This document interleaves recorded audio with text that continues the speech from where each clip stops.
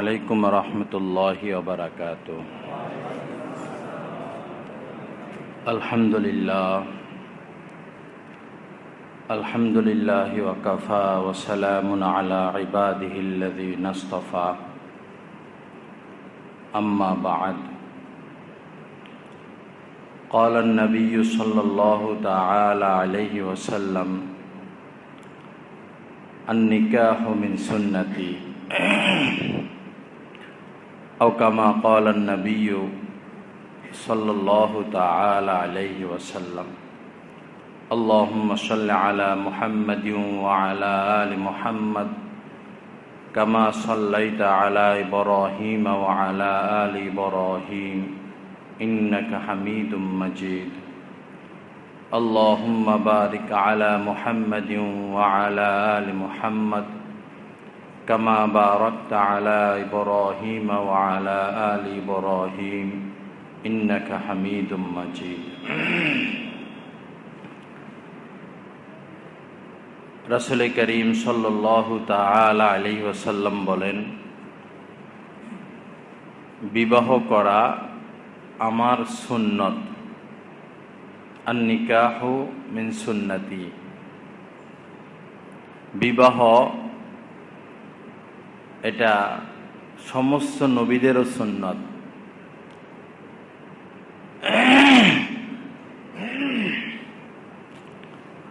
হযরতে ঈসা আলাইহিস সালাতু ওয়াস সালাম, ওনার বিবাহ হয় নাই, তো উনি কিয়ামতের আগে দুনিয়াতে আসবেন এবং বিবাহ করবেন এবং তার সন্তান হবে। আল্লাহ রাসূল বলেন, বিবাহ আমার সুন্নাত। তো এই যে বিবাহ শাদী, এটা মূলত একটা সুখের বন্ধন, ভালোবাসার বন্ধন। মানুষ যেন সুখে শান্তিতে সময় কাটাতে পারে, আল্লাহ পাকের নিয়ামত পেয়ে আল্লাহ পাকের শুকরগুজার বান্দা হতে পারে, এজন্য এই বিবাহ। বিবাহের ক্ষেত্রে আল্লাহ রাসূল বলেছেন, তাজাওয়াজুল ওয়াদুদা ওয়াল ওয়ালুদ, যে নারী সোহাগিনী, যার মধ্যে ভালোবাসা পরিপূর্ণ এবং অধিক সন্তান প্রসবের ক্ষমতা রাখে, এরকম নারীকে তোমরা বিবাহ করো। তো কোন নারী সোহাগিনী, ভালোবাসাওয়ালী এবং কোন নারী অধিক সন্তান প্রসবকারিণী, এটার বুঝার সিস্টেম হলো তার বোন দেখা, তার ফুফুদেরকে দেখা। কিছু মানুষ এরকম আছে যাদের মধ্যে ভালোবাসা নেই, তাদের সাথে তো জীবন ঘর সংসার করা যায় না। এজন্য আল্লাহ রাসূল বিবাহের ক্ষেত্রে বলেছেন, ভালোবাসাওয়ালী সোহাগিনী মেয়েকে বিবাহ করো। যে সময় মেয়ে দেখতে যাবেন বা মহিলারা যাবে, একটা ছোট বাবু টাবু নিয়ে গেলে যদি ওই মেয়ে ওই বাবুটাকে কোলে নেয়, আদর করে, বারবার তার দিকে তাকায়, এতেও বোঝা যায় যে এই মেয়ের ভিতরে ভালোবাসা আছে।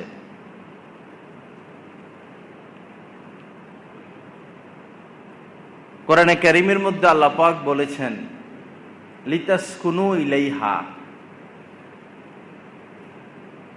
তোমাদেরকে যে আমি স্ত্রী দিলাম, এটার কারণ হচ্ছে তোমরা যেন তাদের কাছে গিয়ে শান্তি পাও,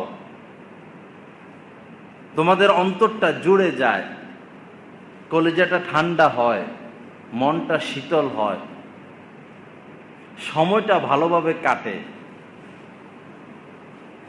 এজন্য স্ত্রী, এজন্য স্ত্রীর জন্য স্বামী। কিন্তু বর্তমান পরিস্থিতি এতটা নগণ্য, এতটা খারাপের দিকে যে স্ত্রীর কাছে স্বামী গেলে মনটা শীতল হবে তো দূরের কথা, মনে আরো আগুন লাগে। সাদ্দাম আর বুশের যুদ্ধ শুরু হয়, ঘরে গেলেই সাদ্দাম আর বুশের যুদ্ধ। একজন ভদ্রলোক, ভালো লোক, শিক্ষিত লোক, ধনী মানুষ, কথা প্রসঙ্গে আমি তাকে জিজ্ঞাসা করলাম, দুপুরে খান কোথায়? তো উনি বলল, হুজুর আমি বাহিরে খেয়ে নিই। তো উনার অফিস আর বাসা 1-2 মিনিটের রাস্তা।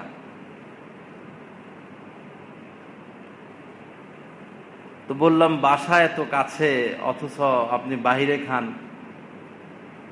বলল, যত দূরে থাকা যায় হুজুর, কত আর সহ্য করব।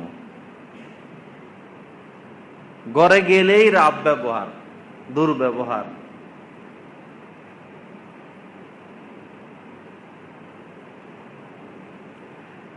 তো একজন মহিলা, একজন স্ত্রী, সে তো সোহাগিনী হবে,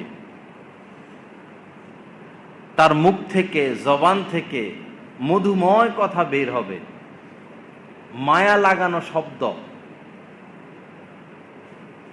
সে যদি কর্কশ বাসিনী হয়, দুর্ব্যবহারকারিণী হয়, কঠোর হৃদয়ের অধিকারী হয়, সে তো স্বামীর ঘরে থাকতে পারবে না।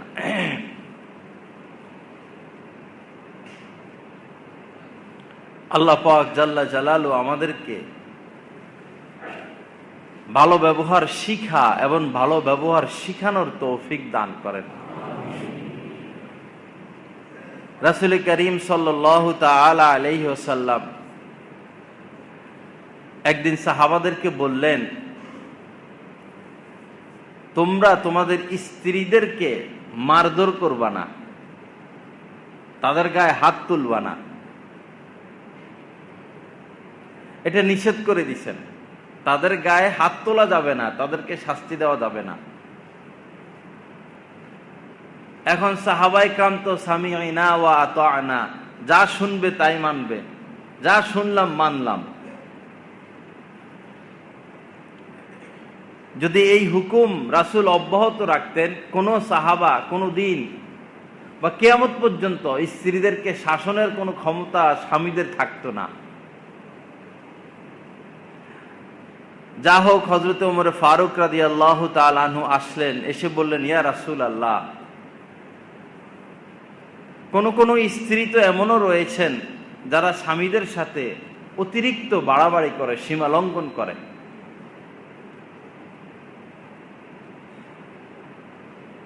তখন আল্লাহ রাসূল বললেন, যদি এমন হয় তাহলে তোমরা কিছুটা শাসন কইরো। কিছুটা শাসনের নির্দেশ দিলেন। এই কথাগুলোই আবার মহিলাদের কানে চলে গেল, মহিলা সাহাবাদের কানে। প্রথমে তো মারার নিষেধ করে দিলেন, পরে আবার হযরত ওমরের কথা শুনে কিছুটা শাসনের নির্দেশ দিলেন। এটা মহিলাদের কানে গেল। এখন মহিলা সাহাবাগণ দলে দলে আল্লাহ রাসূলের স্ত্রীদের কাছে এসে এসে শুধু অভিযোগ আর বিচার। আমার স্বামী এমন করে, অমুকের স্বামী তেমন করে, অভিযোগ আর বিচার। তাদের অমুকের উপর এই অত্যাচার, অমুকের উপরে ওই অবিচার। পরে একদিন রাসূলুল্লাহ সাল্লাল্লাহু আলাইহি সাল্লাম বললেন যে, মুহাম্মদের পরিবারের নিকট বহু সংখ্যক নারীগণ এসে এসে তাদের স্বামীদের ব্যাপারে অত্যাচার, অবিচারের অভিযোগ দিয়ে যাচ্ছে। যদি তাই হয়, যদি স্বামীরা স্ত্রীদের উপর এরকম অত্যাচার, অবিচার করেই থাকে, যদি তাই হয়, তাহলে ওই স্বামীরা ভালো মানুষ না, ভালো লোক না। এক হাদিসে আল্লাহ রাসূল বলেছেন যে তুমি তোমার স্ত্রীকে আঘাত করলা, শাসন করলা। কেউ কেউ তার স্ত্রীকে শাসন করলো, আঘাত করলো, তো এই স্বামীকেই তো আবার ওই স্ত্রীর কাছে যেতে হবে। তো যাকে তুমি আঘাত করলা তার কাছে আবার যাবে কিভাবে?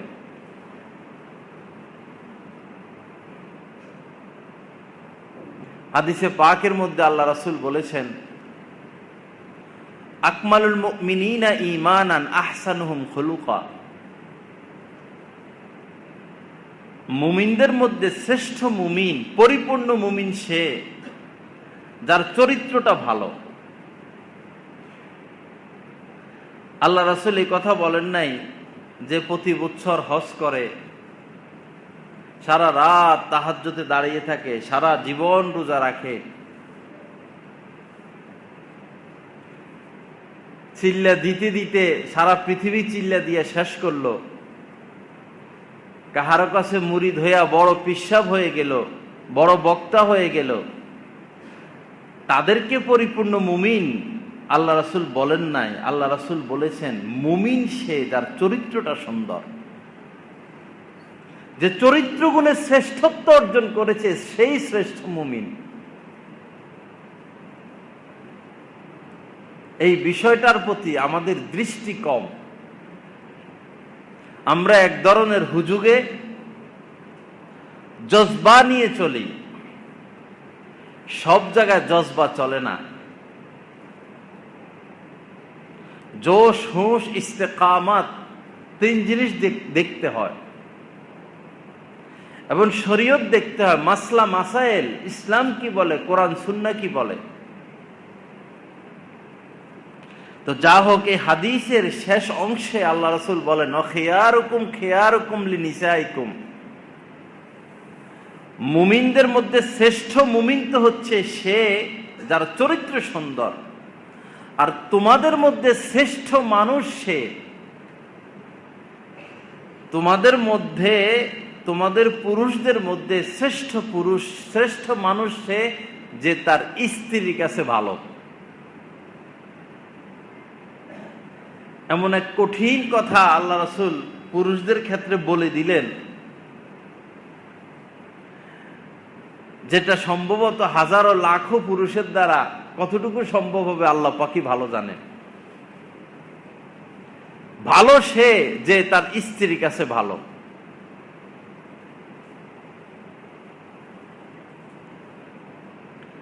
তো কেন এই কথা বললেন?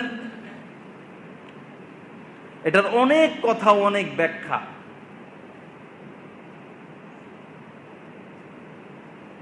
হাদিস শরীফের মধ্যে এসেছে, আল্লাহ রাসূল বলেছেন যে তাদেরকে, নারীদের সৃষ্টির উৎস হচ্ছে বাঁকা হাড়, পাজরের বাঁকা হাড়, এবং উপরেরটা ওইটা বেশি বাঁকা। ওই হাড়টা এমন যে ওটা সোজা কখনো হবে না। আল্লাহ রাসূল বলেন যে যদি সোজা করতে চাও তাহলে ভেঙে যাবে, অর্থাৎ সম্পর্ক শেষ হয়ে যাবে। আর যদি তাদেরকে আদেশ নিষেধ ছেড়ে দাও, না বুঝাও, অনুপ্রাণিত না করো, উৎসাহ না দাও, তাহলে তারা আরো বাঁকা হয়ে যাবে, আরো বক্র হয়ে যাবে। অন্য বর্ণনায় আসছে যে তাদের সৃষ্টির উৎস বাঁকা হাড়। এই নারী জাতির সৃষ্টির উৎস বাঁকা হাড়। যদি তাদের থেকে তোমরা পুরুষেরা উপকার হাসিল করতে চাও, ফায়দা নিতে চাও, তো তাদের এই বক্রতা সহ্য করেই তাদের থেকে উপকার নিতে হবে। বক্রতা সহ্য করে। মনে করুন আপনি একটা গাভী পালেন, গাভীটা 5-7 কেজি 10 কেজি দুধ দেয়, খুব ভালো দুধ, গাঢ়, অরিজিনাল, কিন্তু তার কাছে যাওয়া যায় না, গেলেই লাথি মারে। আরো গাভী আছে 1 কেজি 2 কেজি দুধ দেয়,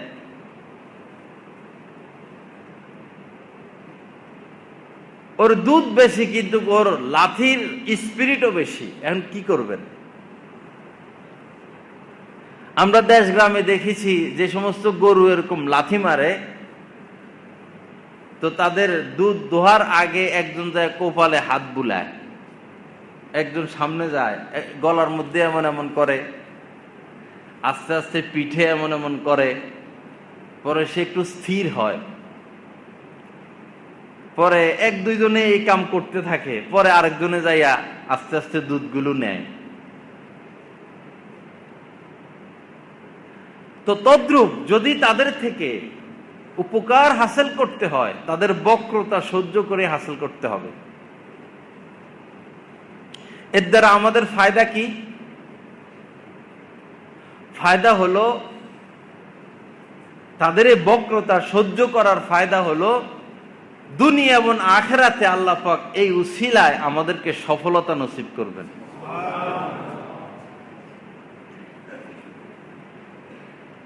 ওয়াশিরুহুন্না বিল মা'রুফ, আল্লাহ পাক বলেছেন তোমাদের স্ত্রীদের সাথে ভালোভাবে জীবন যাপন করো, সৎভাবে,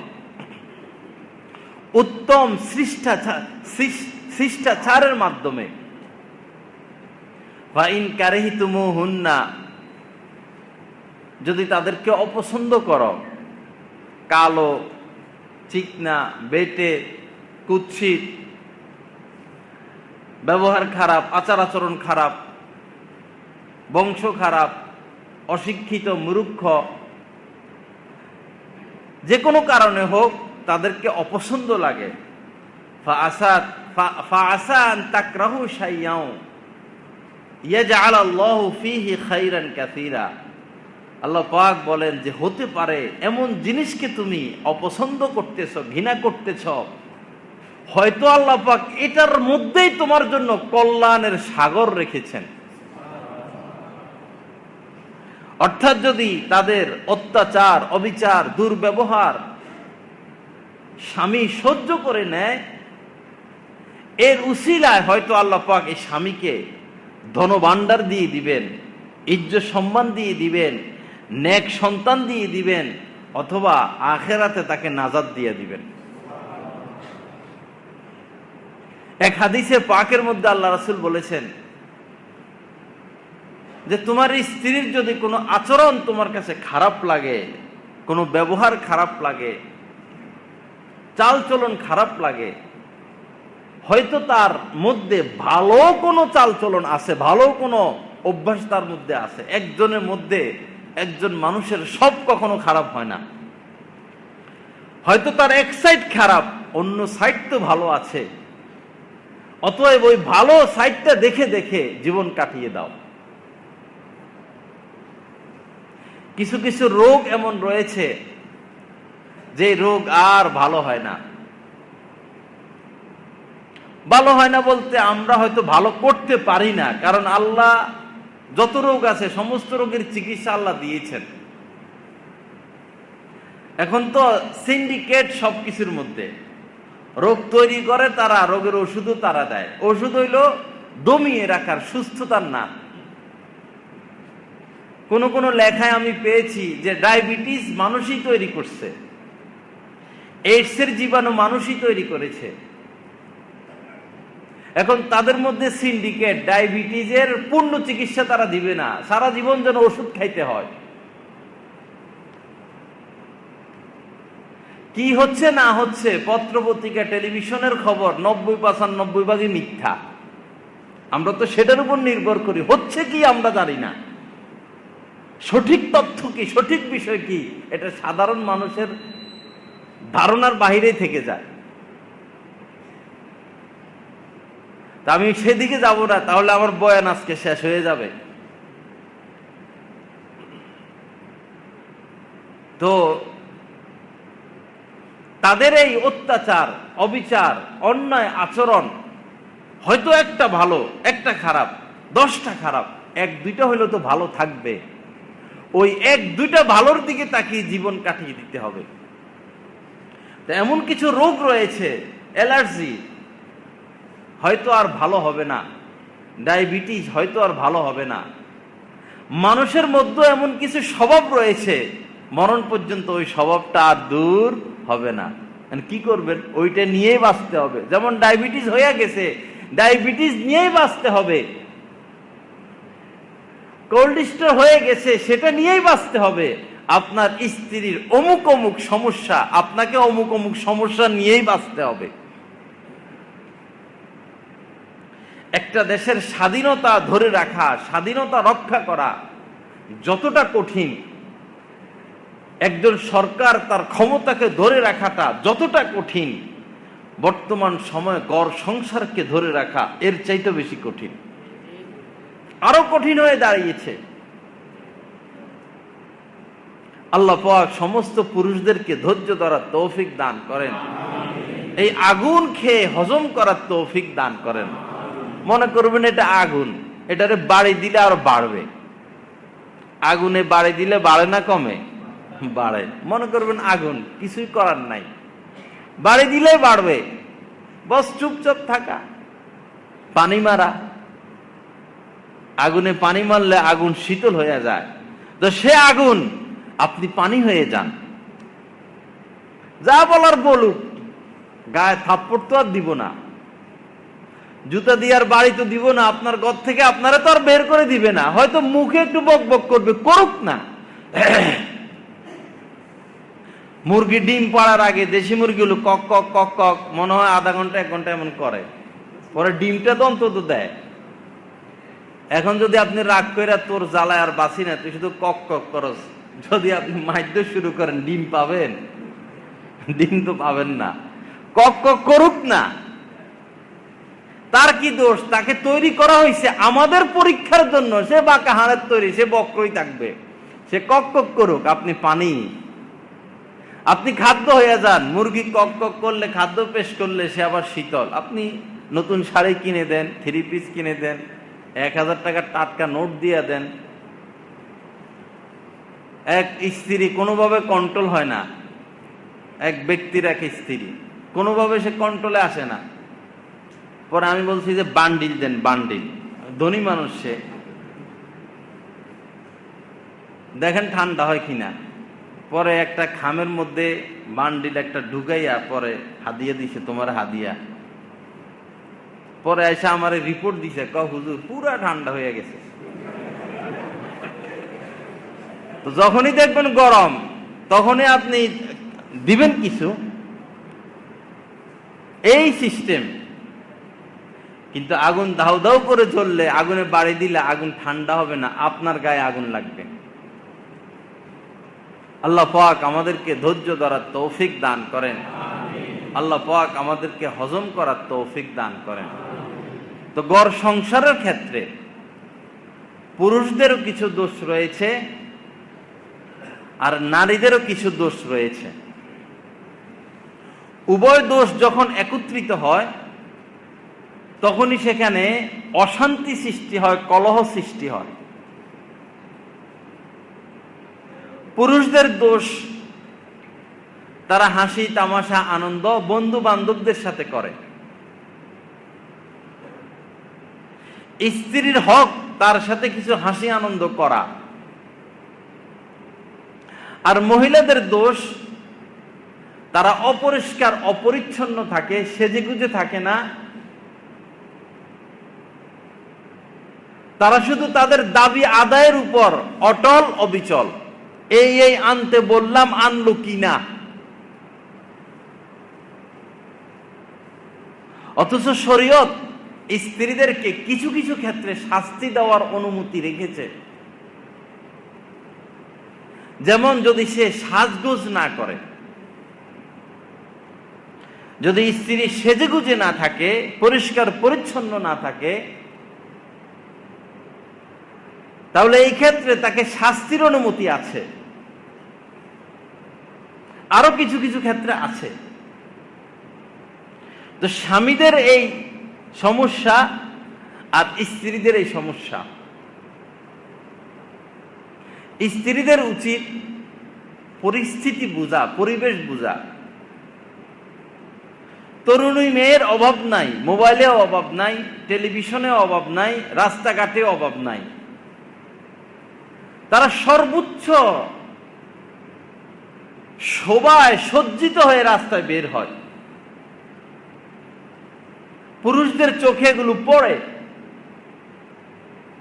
এখন ঘরে গেলে স্ত্রীকে দেখে যে গরুর ঘরের মতো অপরিষ্কার অপরিচ্ছন্ন, তো তার মন তো খারাপ হবেই। প্রত্যেক স্ত্রীর উচিত হলো প্রতিদিন সে নববধূর মতো, বিবাহের দিন একজন নারী যেভাবে সেজেছিল, স্বামীর অপেক্ষায় ছিল, প্রত্যেক স্ত্রীর উচিত প্রতিদিনই প্রতি রাত্রেই স্বামীর জন্য এইভাবে সেজে গুজে অপেক্ষা করা। তাহলে ওই স্বামী কোনোদিন পরকীয়া করবে না, দ্বিতীয় বিবাহ করারও চিন্তা করবে না। দ্বিতীয় বিবাহটা আসে এখান থেকে, পরকীয়া আসে এখান থেকে, অশান্তি আসে এখান থেকে।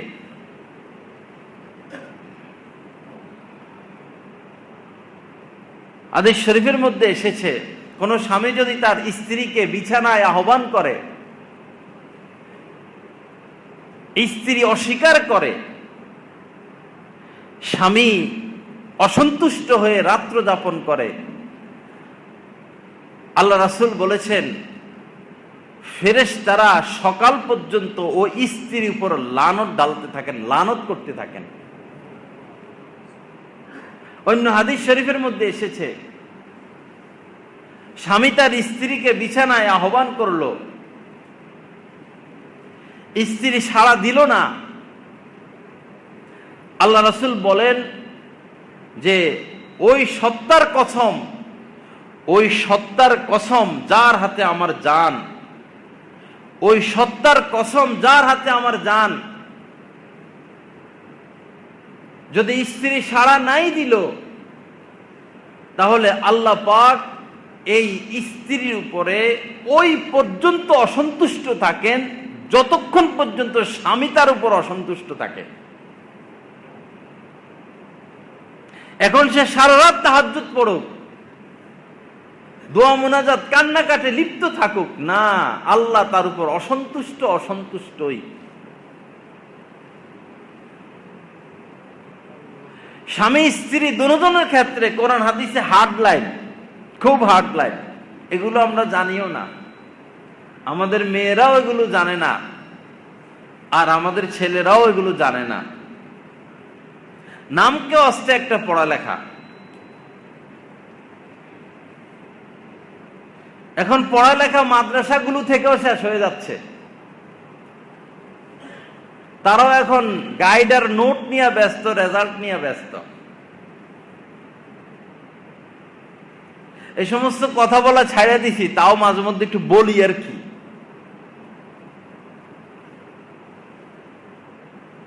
স্কুল কলেজের পড়ালেখার লক্ষ্য কি আর মাদ্রাসার পড়ালেখার লক্ষ্য কি, দুটোটার লক্ষ্যের মধ্যে আকাশ পাতাল পার্থক্য।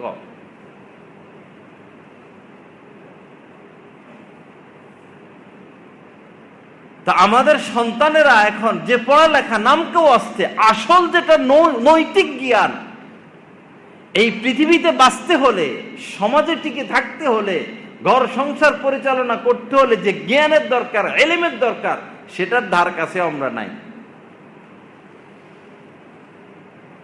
বীজগণিত, পাটিগণিত এগুলো করতে করতে, লিখতে লিখতে মাথা গরম হয়ে যেত, সূত্র মুখস্থ করতে করতে। মেট্রিকে, ইন্টারে কত রচনা মুখস্থ করেছি, কত কবিতা লিখেছি, কত ফিজিক্স, কেমিস্ট্রি, বায়োলজি মুখস্থ করছি, এটার হিসাব নাই। পরে চিন্তা করলাম কি শিখলাম। এদের প্রাইভেট পড়তে পড়তে, স্কুল কলেজে যাইতে যাইতে, পড়তে পড়তে পড়তে পড়তে এত পড়লাম, এত শিখলাম, শিখলাম কি, অর্জন কি? এত শিক্ষার দ্বারা একজন মুরব্বীকে সালাম দেওয়ার সে যোগ্যতাটা তো আসলো না, সম্মান করার যোগ্যতাটা তো আসলো না, পানির গ্লাসটা ধরার যোগ্যতা আসলো না, শোয়ার সিস্টেমটা শিখলাম না, গোসলের সিস্টেমটা শিখলাম না, পোশাক শিখলাম না, আদব শিখলাম না, শিষ্টাচার শিখলাম না, ভাষা শিখলাম না, ব্যবহার শিখলাম না, মা বাবার খেদমত শিখলাম না, চুরি ডাকাতি সন্ত্রাসী দুর্নীতি মানুষের উপর জুলুম করা থেকে নিজেকে রক্ষা করা শিখলাম না, শিখলামটা কি? কি রয়েছে এই শিক্ষার মধ্যে?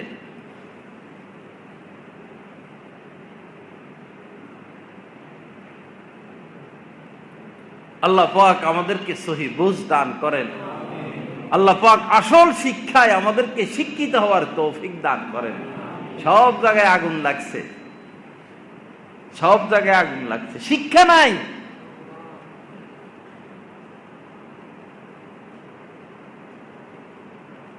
শিক্ষার উদ্দেশ্য হচ্ছে আল্লাহকে পাওয়া, এখন শিক্ষার উদ্দেশ্য হয়ে যাচ্ছে শুধুই চাকরি।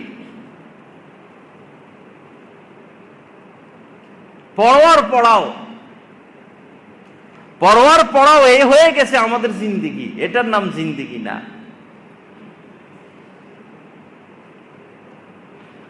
তো যাই হোক, ছেলে মেয়েদেরকে এগুলো শিখাতে হবে, বুঝাতে হবে, বলতে হবে। একটা মেয়ে তার শ্বশুর বাড়িতে যাবে, ওটা একটা রণক্ষেত্র। শ্বশুর বাড়ি একটা মেয়ের জন্য রণক্ষেত্র। যুদ্ধের ময়দানে যাওয়ার আগে একজন সৈনিককে যেমন নানা রকমের ট্রেনিং এ প্রস্তুত হতে হয়, একটা মেয়েকে শ্বশুর বাড়িতে যাওয়ার আগে এরকম প্রস্তুত হয়ে যেতে হবে। শাশুড়িদের মনের ভিতরে এক আতঙ্ক, এক ভয়। বিভিন্ন কারণে মহিলারা ছেলেকে বিবাহ করাইতে চায় না। এটারও অনেক অনেক কথা আছে।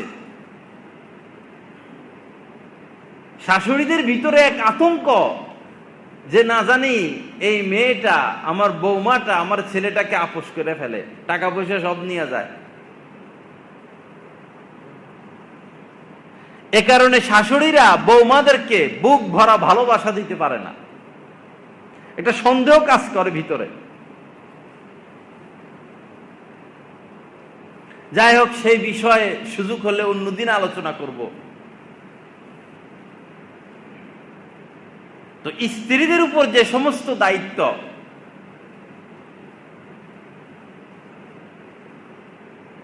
স্ত্রীর প্রধান দায়িত্ব হচ্ছে, প্রধান দায়িত্বগুলোর মধ্যে হচ্ছে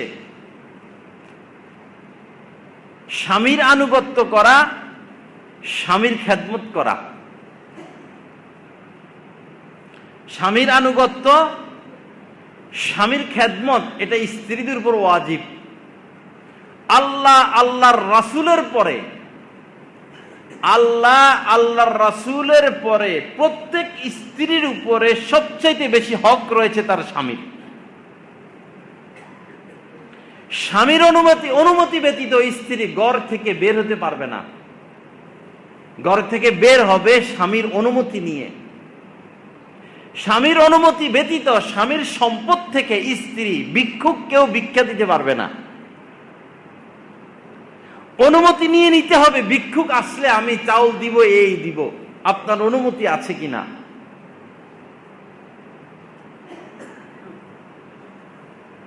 হাদিস শরীফের মধ্যে এভাবে এসেছে, আল মারআতু রাইয়াতুন আলা বাইতি যাওজিহা ওয়া ওয়ালাদিহি।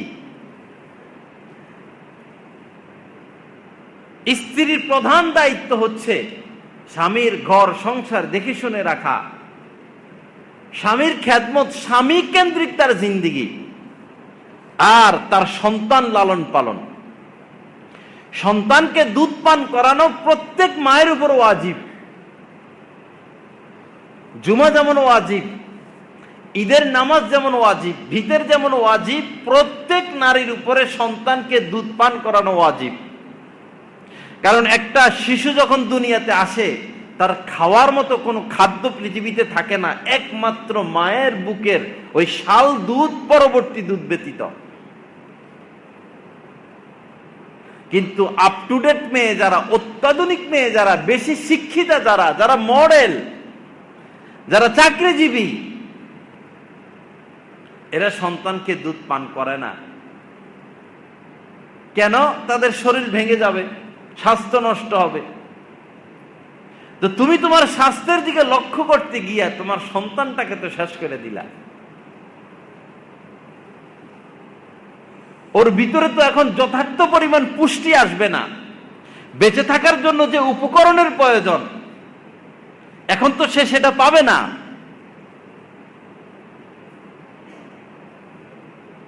বর্তমান সমাজে হাজার হাজার লক্ষ লক্ষ মহিলাদের স্তন ক্যান্সার।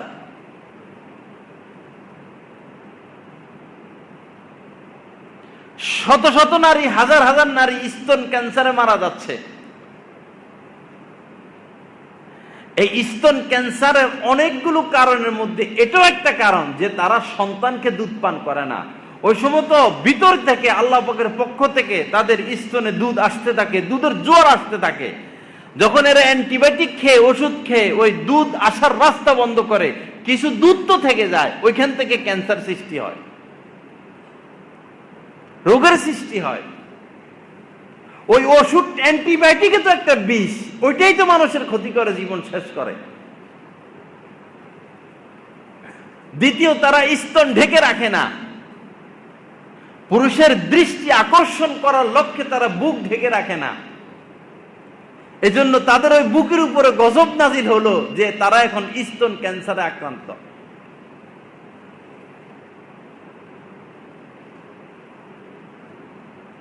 আল্লাহ পাক আমাদেরকে সহি বুঝ দান করেন। তো এটা স্ত্রীর হক, স্বামীর ঘর সংসার দেখা, স্বামীর খেদমত, স্বামীর আনুগত্য, সন্তান লালন পালন। আবার স্বামীর উপরে ওয়াজিব, স্বামীর উপরে দায়িত্ব হালাল টাকা দিয়ে তার ভরণ পোষণের ব্যবস্থা করা। হালাল টাকা দিয়ে, হারাম টাকা দিয়ে না। হালাল অর্থায়নের দ্বারা স্ত্রীর ভরণ পোষণ করা, এটা প্রত্যেক স্বামীর উপর ওয়াজিব। আপনি যদি হারাম জিনিস আপনার স্ত্রীকে খাওয়ান, সে আপনার সাথে হারাম আচরণ করবে। খাদ্য খাবার দুই প্রকার, এক হলো হারাম। হারাম খাইলে অন্তর নষ্ট হয়ে যায়, স্বভাব নষ্ট হয়ে যায়, চরিত্র নষ্ট হয়ে যায়, আল্লাহর সাথে সম্পর্ক নষ্ট হয়ে যায়। এটা হলো এক ধরনের খাদ্য খাবার। আরেক ধরনের খাদ্য খাবার হলো পচা জিনিস খাওয়া, খারাপ জিনিস খাওয়া, বাহিরের জিনিস খাওয়া। ওইটা খেলে আপনার স্বাস্থ্য নষ্ট হবে। খারাপ জিনিস খেলে স্বাস্থ্য নষ্ট হবে, আর হারাম জিনিস খেলে চরিত্র নষ্ট হবে। এজন্য স্বামীর উপরে ওয়াজিব স্ত্রীর জন্য হালাল ভরণ পোষণের ব্যবস্থা করা, তার জন্য একটা রুমের ব্যবস্থা করা যেখানে সে নিশ্চিন্তে থাকতে পারে, আলাদা একটা কক্ষ, তার গোসলের ব্যবস্থা, তার ওযু ইস্তিনজার ব্যবস্থা, পাক শাক করতে হলে যেন সে পর্দার বাইরে যেতে না হয়। এবং এটা স্ত্রীদের হক। স্ত্রী যদি তার শ্বশুর শাশুড়ির সাথে থাকতে না চায়, শরীয়ত ইসলামী আইন, যেটা আইন ইসলামী আইন কাহারো পক্ষেও না, কাহারো বিপক্ষেও না। কোন স্ত্রী যদি তার শ্বশুর শাশুড়ির সাথে থাকতে না চায়, আলাদা থাকতে চায়, স্বামীর উপর দায়িত্ব তাকে আলাদা রাখা। কারণ কোন স্ত্রীর উপর এটা আল্লাহ পাক এই দায়িত্ব দেয় নাই তার শ্বশুর শাশুড়ির খেদমত। শ্বশুর শাশুড়ির খেদমতের দায়িত্ব স্ত্রীর উপরে না, শ্বশুর শাশুড়ির খেদমত সেটা তার স্বামী করবে, সন্তান করবে, সন্তান না পারলে কর্মচারী রাখবে।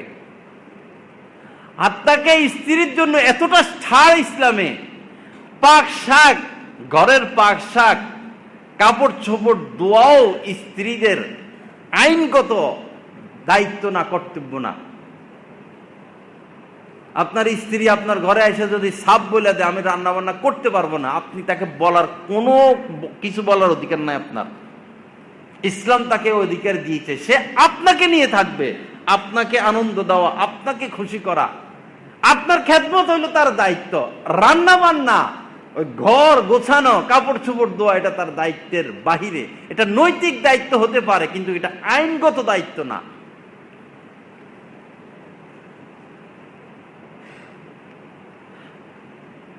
বাকি যদি এমন হয় পাক শাকের ব্যবস্থা কে করবে, স্বামী চাকরি করে, ঘরে স্ত্রী কে করবে, তখন অনুরোধ করা, আবেদন করা, বুঝানো, বলা, সমঝোতায় পৌঁছা, যে আমি বাহিরেরটা আঞ্জাম দিই, তুমি ঘরেরটা আঞ্জাম দাও। এটা নির্দেশের দ্বারা হবে না, এটা সমঝোতার মাধ্যমে হবে, পরামর্শের মাধ্যমে হবে।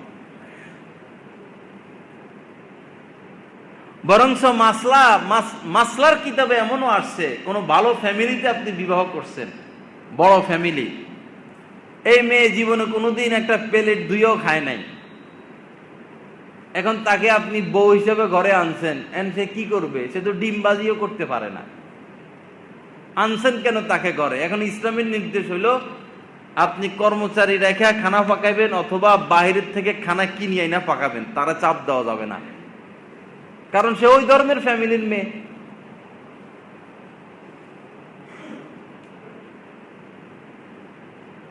তো এই অধিকার আল্লাহ পাক স্ত্রীদেরকে দিয়েছেন। এখন অধিকার নিয়ে বসে থাকলে তো ঘর সংসার হবে না। ঘর সংসার করতে হলে আপোষে পুষতে হবে, মিল মোহব্বতে আসতে হবে। আমি কি কি দায়িত্ব পালন করব, তুমি কি কি দায়িত্ব পালন করবা, সমঝোতার মাধ্যমে অগ্রসর হতে হবে। আল্লাহ পাক জাল্লা জালালু আমাদেরকে আমলের তৌফিক দান করেন। তো পুরুষের দায়িত্ব হলো ভালো ব্যবহার, ভরণ পোষণ, আর স্ত্রীর দায়িত্ব হলো তার মনোরঞ্জন। কোন কোন জায়গায় মহিলাদের বয়ানে আমি এও বলেছি, প্রয়োজনে আপনারা 2 বার গোসল করবেন। দুপুরে তো 1 বার গোসল করতেই হয়। যদি স্বাস্থ্য বেশি থাকে, বেশি ঘামাইয়া যায়, আবার গোসল করবেন স্বামী আসার আগে।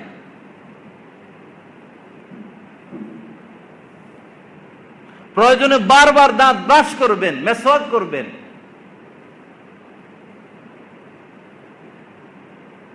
খুশবু ব্যবহারের ক্ষেত্রে হাদিস শরীফের মধ্যে এসেছে, পুরুষরা এমন খুশবু ব্যবহার করবে যেটার ঘ্রাণ ছড়ায়, আর মহিলারা এমন খুশবু ব্যবহার করবে যেটার রং ছড়ায়। ঘরে খুশবু ব্যবহার করতে পারবে তারা, বডি স্প্রে বা যেটা আছে সেটা তারা ব্যবহার করবে ঘরে। অর্থাৎ স্বামী আসলে যেন কোনোভাবে স্ত্রীকে তার অপছন্দ না লাগে, ভালো লাগে, সেজেগুজে থাকবে, পরিপাটি থাকবে। কিছু কিছু স্ত্রী আছে লজ্জা বোধ করে স্বামীর সামনে, স্বামীর ক্ষেত্রে লজ্জা বোধ করে, এটা উচিত না। স্বামীর সাথে আবার লজ্জা কি? স্বামীর সাথে তো আল্লাহ পাক লজ্জার বিধান দেন নাই। স্বামীর সাথে লজ্জা করতে গিয়েও হাজারো ফ্যামিলির মধ্যে আগুন লাগে।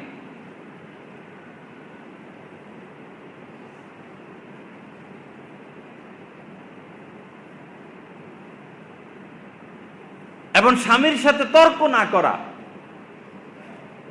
স্বামীর মা বাপ বলে কিছু না বলা, স্বামী ঘরে আসলে কেঁদে কেঁদে হাজারো অভিযোগ না দেওয়া। ঘরে অনেক কিছু হবে, সব স্বামীর কানে দিতে নাই। সমাজে অনেক কিছু হবে, সব চেয়ারম্যান মেম্বারের কানে দিতে নাই, কিছু নিজেরা নিষ্পত্তি করা। ঘরে অনেক কিছু হবে, সব স্বামীর কানে দিতে নাই, তাহলে তার মাথায় গরম হয়ে যাবে, সে পাগলে হয়ে যাবে। স্বামী ঘরে আসলে এই মহিলাদের কান্নাকাটি শুরু, এই হইছে, সেই হইছে, ওই হইছে, সারা রাত কাঁদবো, অযথাও কাঁদবো। তোমার মা এটা বলছে, বাবা এটা বলতেই পারে, বলবেই, সমাজটা এরকম। সব কি স্বামীর কাছে বলা যাবে? এভাবে যদি বলতে থাকে তাহলে তো স্বামী আর তার মা বাপের সাথে দূরত্ব সৃষ্টি হবে, ঘর সংসার ভেঙে যাবে।